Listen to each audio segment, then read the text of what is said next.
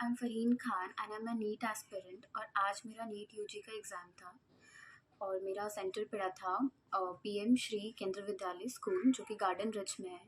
तो मैं वहाँ पे अपने सेंटर में 1 से डेढ़ घंटे पहले, इनफैक्ट 2 घंटे पहले मैं चली गई थी। अप्रॉक्स 12 बजे के करीब तो मैं अपने सेंटर पहुँच गई थी और हमें वहाँ पे जो भी लड़कियां हिजाब पहन के थी या दुपट्टा लेकर के थी उन्हें गेट में ही रोक दिया गया और उन्हें कहा गया कि आप अपना दुपट्टा या हिजाब हटाइए तो ही आपको एंट्री मिलेगी अंदर। तो मैंने कहा कि मैं हिजाब हटा के नहीं जाऊँगी, क्योंकि जब मैंने फॉर्म फिल किया था तो मैंने वहाँ पे भी डिस्क्लोज़ कर दिया था कि मैं हिजाब पहनती हूँ, जो कि हमारा रिलीजियस प्रैक्टिस है, और मैं हिजाब पहन के ही आऊँगी एग्ज़ाम देने के लिए। तो उसके लिए मैंने रिलीजियस कॉस्ट्यूम करके कुछ आता है, तो उसमें मैंने रिलीजियस अटायर में मैंने येस किया था कि मैं आऊँगी। उसमें बुलेटिन नंबर 8 में लिखा है कि अगर आप आते हो ऐसे कुछ जैसे सिख वगैरह का पगड़ी होता है नॉल, तो अगर आप उस कॉस्ट्यूम में आते हो तो आपको 1 डेढ़ घंटा पहले आना पड़ेगा सेंटर में। जो कि मैं गई 1 डेढ़ घंटे पहले, अपने टाइम से मैं पहुंच गई, टाइम से पहले मैं पहुंच गई। बट हमें वहाँ पे रोका गया, हमें अंदर नहीं जाने दिया, हमारा बायोमेट्रिक नहीं हुआ वहाँ पे।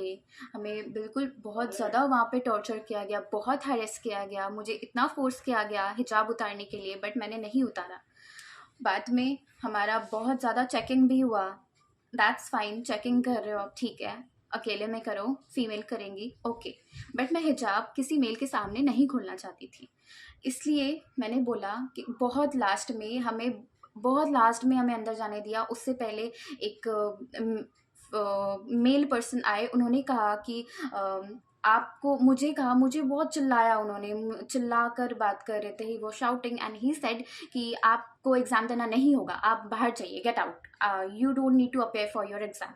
तो मैंने बोला ठीक है, मैं चली जाऊंगी, बट आपने जो कहा कि ये नया रूल है, दे सेड कि ये नया रूल है, ओके, कि आप कुछ किसी भी दुपट्टा या हिजाब कुछ भी पहन के अंदर नहीं जा सकते, ये उनका नया रूल है। तो मैंने अगर कहा कि अगर आपका नया रूल है तो आप ऐसा करो, मुझे ये बुलेटिन कहीं पे दिखा दो, कहीं तो होगा ना ऑफिशियल वेबसाइट में एनटीए का, अगर नया रूल है तो कहीं तो अपलोड हुआ होगा, आप मुझे वो दिखा दो, मैं मान जाऊंगी आपकी बात, मैं एग्जाम भी नहीं अपेयर करूंगी, मैं चली जाऊंगी, और अगर अपेयर किया मैंने तो मैं हिजाब खोल के करूंगी, अगर आपने मुझे दिखा दिया कहीं पे बुलेटिन। उनके पास कोई आंसर नहीं था, वो मुझे बुलेटिन नहीं दिखा पाए, और ऊपर से मुझे कहते हैं कि आर्ग्यूमेंट मत करो, सिंस उनके पास कोई आंसर नहीं था ना मेरे बात का, तो उन्होंने कहा कि आर्ग्यू मत करो और जितना बोला है उतना करो, यही रूल है, यही एनटीए की तरफ से आया है। एंड देन हम लोगों को काफ़ी देर तक खड़ा कर दिया। एंड देन एक लेडी आई, वो आ करके हमारा एडमिट कार्ड का पिक्चर क्लिक करके लेकर के गई, एंड शी सेड कि हम लोग एनटीए से भेजे, एनटीए को भेजे हैं, एनटीए से बात किए हैं, और एनटीए ने कहा है कि आप लोग हिजाब पहन के अलाउड नहीं है, आप लोग को हिजाब खोलना पड़ेगा, यही रूल है। मैंने भी कहा कि मैं हिजाब तो किसी हाल में नहीं खोलूँगी, आप लोग को जो करना है आप कर लो, बिकॉज मैं नहीं खोल सकती। और ये कहीं पे, पिछले साल भी मैंने एग्ज़ाम दिया था, मैं एक ड्रॉपर हूँ, डॉक्टर बनना मेरा बचपन का सपना था, मेरे पापा का सपना था, तो उसके लिए मैंने बहुत मेहनत करी है, और आज जो मुझे फेलियर महसूस हो रहा है, वो इंसिडेंट के बाद मैं एग्ज़ाम देने गई भी, even though I was late, मैं सबसे एंड में गई थी एग्ज़ाम देने के लिए, आई वॉज लेट, स्टिल मैं जब एग्ज़ाम देने बैठी तो मैं माइंड मेरा पूरा, मैं फोकस ही नहीं कर पा रही थी एग्ज़ाम में, मेरा मेंटली मैं इतना ज़्यादा डिस्टर्ब हो गई थी, मैं एग्ज़ाम में बिल्कुल नहीं फोकस कर पाई, और बार बार यही सोच रही थी, मुझे तो ऐसा लग रहा था कि मैं, पता नहीं, मैं यहाँ से जिंदा बच के बाहर जाऊंगी भी या नहीं, बिकॉज वहाँ पे कुछ लोकल्स थे, वो लोग हिजाब देख करके, वो कॉलोनी के अंदर वो स्कूल पढ़ता, तो वो कॉलोनी के जो लोकल्स थे, वो मुझे देख करके हिजाब में, दे वो चैंटिंग कि जय श्री राम करके वो लोग चिल्ला रहे थे, कम्युनल स्लोगन दे रहे थे। But why, my point is why, हमारा राइट नहीं है डॉक्टर बनने का, हमने भी तो सपने देखे है ना, जस्ट बिकॉज मैं मुस्लिम हूँ, जस्ट बिकॉज मैं हिजाब पहनती हूँ, हमारा राइट नहीं है। क्यों ऐसे किया गया, क्यों मुझे रोका गया? ठीक है, मान लो मेरा इस बार क्रैक नहीं भी होता, मैं नेक्स्ट ईयर रिपेयर करती, कोई बात नहीं, बट मुझे रोका क्यों गया हिजाब के लिए? ये कहाँ का रूल है?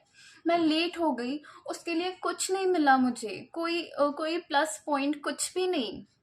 आई मीन टू से कि मुझे एक्स्ट्रा टाइम नहीं मिला, कुछ भी नहीं। इनफैक्ट मुझे तो एग्ज़ाम अपेयर करने भी नहीं दे रहे थे वो लोग। उन्होंने सीधे मुझे बोला गेट आउट। भाई क्यों? हम क्यों मैं जाऊं? और अगर आप सही हो मैं गलत हूँ तो मुझे प्रूफ दो, प्रूफ दिखाओ। आपके पास तो कोई प्रूफ नहीं था। प्लीज़ इस वीडियो को वायरल कर दीजिए। মেয়েরা হিজাব বানছে এটালে মজা করা তো কিছুই না। সে মুখ দিয়ে একটা কথা বলবে, এই কথাটাও তার জন্য পর্দা। বোরকা পরে নামলে ওরা ফাজলামি আরম্ভ করে দেয়। ছাড় দিব না তো 100%, ছাড় তো কখনোই পাবে না ওরা। এরকমের ছেলেদের কাম না, মানে মেয়েরা হিজাব বানছে এটালে মজা করা তো কিছুই না। ওদেরও তো মা বোন আছে, তো ওরা কি লিগে আরেকজন নিয়ে মজা করব? এটা ঠিক না। না, এটা খারাপ হইছে। ভালো হইব কেন? একটা মেয়ে বোরকা হিজাব বানছে, হে মাইয়াটা যদি টিস করে, বোরকা পরার পরেও যদি টিস করে, এটা তো মেয়েরা যদি ওড়না নিয়ে চলে তাহলে তাই মেয়ে সেই মেয়েগো কি করব? ওর কাছে ক্ষমা চাওয়া উচিত ছেলেগো। ভালো চোখে তো কখনোই দেখবো না, কারণ পর্দা করে চলে এখন তো সব ছেলেদের মানে ডিস্টার্ব করা উচিত না। আমার মনে হয় যে সবার ক্ষমা চাওয়া উচিত তার কাছে, কারণ তারা তো অপরাধ করছে। পর্দার স্বাধীনতা তো এখন হইতেই আছে না। এখন কি মানুষ পর্দা করে? বেশিরভাগ মানুষই তো উচ্ছৃঙ্খল ভাবে চলতে আছে, এই কারণে তো আরো নির্যাতন বেশি হইতে আছে। পর্দা করার পরে ওরা টিটকারি দেয়, ইটকারি করে, এই যে নামতেই তো পারি না। ছেলে মেয়ে নিয়ে তো বাহিরে নামাই যায় না। ওরা ভাই কিনা বোন কিছুই তো বুঝে না, বুঝছেন? মা বোন ঘরে আছে, এরকম দেখে যে বইনের সামান্য বয়স, তার সাথে হয়তো বোরকা পরে নামলে ওরা ফাজলামি আরম্ভ করে দেয়। ওরাও সতর্ক ভাবে চলা উচিত, আমাদের মতো এরকম পর্দা করার। হিন্দু হোক, ওদের সেপ মতো ওরা চলুক, কিন্তু ওরা উচ্ছৃঙ্খল চলে দেখা ওরা যে টিটকারি করে চলবো, ইয়া করবো, এটা তো ঠিক না। যার যার স্বাধীনতা তো আছে, স্বাধীনতা মতো চলতে দেও, কিন্তু এরকম শাসন করুক, ভারতের মানুষ হোক সেও শাসন করুক, যে এরকম যাতে না হয়। ভারত সরকার যেন সেপ মতো মেয়েরা রাস্তা চলাফেরা করলে যেন সেপ মতো বাইরে বাইরে এলে আবার সেপ মতো বাসায় পৌঁছতে পারে। কলকাতায় আমার এক মুসলিম বোন ফারিন খানের সাথে যা হয়েছে, এটা মোটেও ঠিক হয় নাই, বা এটার জন্য তীব্র নিন্দা জানাই আমি।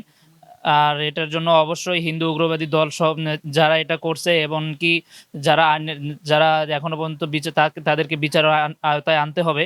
আর যারা বিচারের আওতায় আনতে পারেনি তাদেরকে অবশ্যই ক্ষমা চেতে হবে, এবং তাদের কঠিন থেকে কঠিনতর শাস্তি দিতে হবে। কারণ আমার যতটুকু জানা, যে বিশ্বের কোনো জায়গায় মানবাধিকার আইনের যে ইয়াগুলো আছে, স্বাধীনতা যে আছে, মানবাধিকার আইন বিরোধী এটা কাজ করছে। কারণ সে তার নিজে, এটা বিশ্বের কোনো জায়গায় সাংস্কৃতিক এই নিয়ম নাই, বা কোথাও এই নিয়ম নাই যে একজনের স্বাধীনতা খর্ব করবে, বা যে কেউ তার ধর্ম পালন করবে, বা অতপর সে এটাকে বাধা দিবে। এটা কোনো গণতান্ত্রিক রাষ্ট্রে এটা থাকতে পারে না, বা এই নিয়ম নাই। সুতরাং এটার অবশ্যই বিচার হতে হবে। কারণ সে আমার বোনের বা ফারিন খানের স্বাধীনতার মধ্যে, ব্যক্তি স্বাধীনতার মধ্যে বাধা দিচ্ছে, বা সে ধার্মিক স্বাধীনতার মধ্যে বাধা দিয়েছে। অবশ্যই তাকে এটার জন্য তাকে যারা এই ইয়েটা করছে, এটার অবশ্যই তাকে শাস্তির আওতায় আনতে হবে। আমরা মুসলমান, আমরা পর্দা করবো, এই লেগা তো আমরা হিজাব পড়ছি। অনেকে হিজাব ছাড়া যদি যান, আপনি ধরেলেন বলবেন আপা, আর এরকম গেলে আমাদের খালাম্মার দৃষ্টিকে দেখবেন, খারাপ নজরে দেখবেন না। কলিকাতার ফারিন স্যারের সাথে যে কাজগুলো হয়েছে এটা মোটেও ঠিক হয় নাই। আমরা পর্দা করব, আমরা মহিলা মানুষ পর্দা করে ব্যবসা করব, পর্দার মধ্যে থাকবো, আমাদের স্বাধীন মতো আমরা চলবো। আমরা পর্দা চলবো কেন? আমরা চলতে পারতেছি, আমরা নিজে কারো কাছে হাত পাতি না, নিজের ব্যবসা নিজে করে খাই। তার ইচ্ছা হয়েছে তাই হিজাব পড়ছে। সে মুসলমান না, সে তো হিন্দু না, সে মুসলমান না। সবাই পর্দা করা উচিত।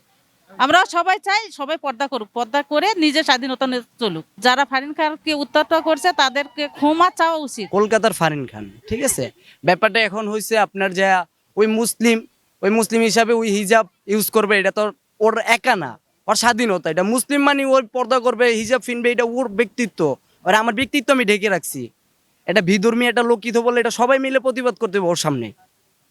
সবাই একসাথে থেকে প্রতিবাদ করতে হবে যে আমরা হিজাব ফিনছি, আমরা মুসলিম, আমাদের পুরো অঙ্গ আমাদের ঢাকা উচিত। আমরা এটা করব। এটা নিয়ে যদি কেউ কিছু বল, তার কোনোভাবেই ছাড় হবে না। আল্লাহ যেই বলুক, ওই দেশের মন্ত্রী বলুক আর এমপি বলুক আর যাই নাই, সবার বেলায় একই ভাই আমার কথা। আমি মুসলিম হিসাবে ওটা অ্যাকচুয়ালি রাইট, ওটা প্রতিবাদ করা আমাদের দরকার। ফারিনের ব্যাপারটা নিয়ে আমরা পুরোই প্রতিবাদ করব। এটা সবাই, আমরা বাঙালি মুসলমান হিসাবে বা আমাদের আশেপাশে যা আছে সবাই মিলে এটা প্রতিবাদ করা উচিত। ছাড় দিব না তো 100%, ছাড় তো কখনোই পাবে না ওরা। বিন্দু পরিমাণ ছাড় পাবে না। হিন্দু ওরা যদি ওদের মতো থাকতে চায় তাহলে ওরা ভালোভাবে থাকুক, কিন্তু আমাদের মুসলিম কান্ট্রি বা আমাদের মা বোন নিয়ে যদি মুসলিম নিয়ে কিছু বলে বা যে ফারিয়ার ব্যাপারটা যেটা হয়েছে এটা নিয়ে যদি আবারও বিতর্কিত হয় তাহলে তো কখনো ছাড় হবে না। যুদ্ধ হইলে যুদ্ধ করব, তাদের অবশ্যই ক্ষমা চাওয়া উচিত। অল পৃথিবীটাই চালাইতেছে যায়, তার পৃথিবীটা যারা চালাইতেছে ভাই তারা তো কখনো এটা বিতর্কিত হয় না। আর হিন্দু ওরা যদি একটু মানুষে যদি আমাদের মুসলিমের প্রতি এত নিকৃষ্ট ভাষায় কথা বলে তাদের তো ছাড় দিব না ইনশাল্লাহ। ছাড় দূরের কথা, ওদের তো সামনে থাকতে কথাই বলতে পারবে না আমাদের এখন, ঠিক আছে। আমরা তো পারবো না তাদের বাড়িঘর ভাঙিয়ে দিতে, এরকম শিখায় নাই তো আমাদের ইসলামে তো এটা নেই। কিন্তু ওরা যদি ইচ্ছাকৃতভাবে নেক্সট টাইম আবার আসে তাহলে কখনো ছাড় হবে না। প্রয়োজনে যুদ্ধ করার লাগলে যুদ্ধ করবে, কোনো ব্যাপার না তাতে। কিন্তু মুসলিম অলওয়েজ রাইট, মুসলিমের কোনো ভুল নাই, মুসলিম বলতে ভুল নাই, ঠিক আছে। হিন্দু বিধর্মী ওদের প্রত্যেকটা সেকেন্ডেই ভুল আছে। আর আমরা যদি পাপ করি তারপর আমরা আল্লাহর কাছে মাপ চাই, কিন্তু ওরা তা না, ওরা তো ভাই অবৈধ লোক, ওরা তো বৈধ না। আমরা অবশ্যই মুসলিম কান্ট্রি নিয়ে আমরা সবসময় যুদ্ধ করবো ভাই। হিন্দুদের বিরুদ্ধে নেই, খ্রিস্টান অল বিশ্বেই আমাদের মুসলিমের সবথেকে সেরা রাষ্ট্র, ঠিক আছে। এটার উপরে যে কথা বলবো তাদের সাথে যুদ্ধকে যা বলতে বলবো তাই আমরা করতে রাজি আছি। নারীরা মর্যাদার দিক দিয়ে সর্বোচ্চ উপরে, ঠিক আছে। তো এক্ষেত্রে নারীদেরকে উত্তপ্ত করা হবে, এটা তো মানার মতো বিষয়ই না, ঠিক আছে। আর আমরা পুরুষ হয়ে আমাদের মা জাতিকে অবহেলিত হতে দেখবে, এটা তো আমাদের শানে মানায় না। এজন্য এটা ভালো হতেই পারে না। ক্ষমা তো অবশ্যই চাইতে হবে, এবং যদি ওই রকম কোনো বিষয় হয় তাহলে রাষ্ট্রীয়ভাবে ইসলামিক যে আইন আছে সে আইনের আওতায় তাকে নিয়ে আসা হবে। ফারিন খানের সাথে যে ঘটনাটা ঘটেছে এটা আসলেই কাম্য নয়, এবং সুষ্ঠু একটা বিচার চাই আমরা। প্রথমত হচ্ছে মুসলমান, তারপরে বাঙালি। তো আমি সবসময় ওনার এই কথাটাকে আসলে রেসপেক্ট করি যে আসলে বিষয়টা এরকমই হওয়া উচিত, যে আমরা প্রথমে মুসলমান তারপরে বাঙালি। কারণ আমাদের এইটাই মানতে হবে যে দিন শেষে আমাদের এই যে ইয়েটা যাচ্ছে এটা না, আমাদের পরকাল বলেও একটা বিষয় আছে। তো সবাই যদি এই চিন্তা ভাবনায় আগায় তাহলে এই দেশ নয় পুরো বিশ্ব থেকে এই যে ধর্ষণের যে বিষয়টা এটা আর থাকবে না, যে সবকিছুর একটা হিসাব দিতে হবে আল্লাহর কাছে। আর সবাই যদি এটা মানে যে দিন শেষে আমার ঘরেও তো মা বোন আছে, তো আমি একজনকে যে টিচ করতেছি উনিও তো কারো না কারো বোন অথবা কারো না কারো মা।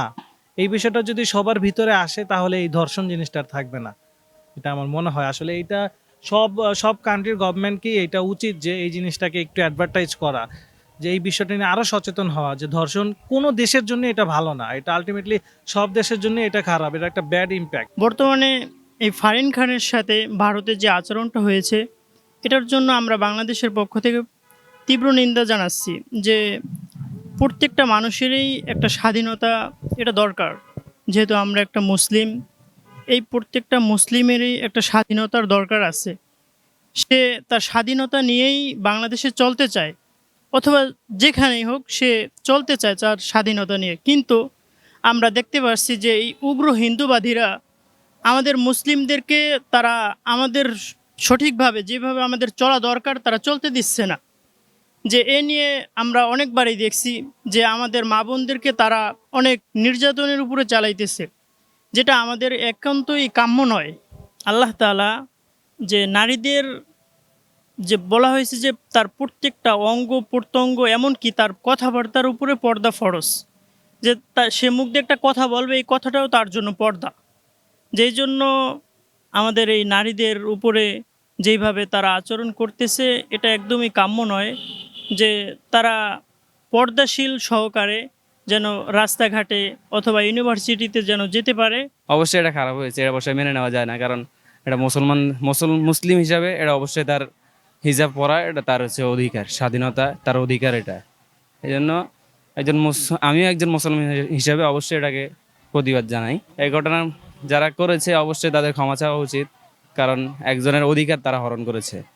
এই হিসাবে অবশ্যই তাদের ক্ষমা চাওয়া এবং সরকারিভাবে অবশ্যই এটার একটা ব্যবস্থা নেওয়া উচিত।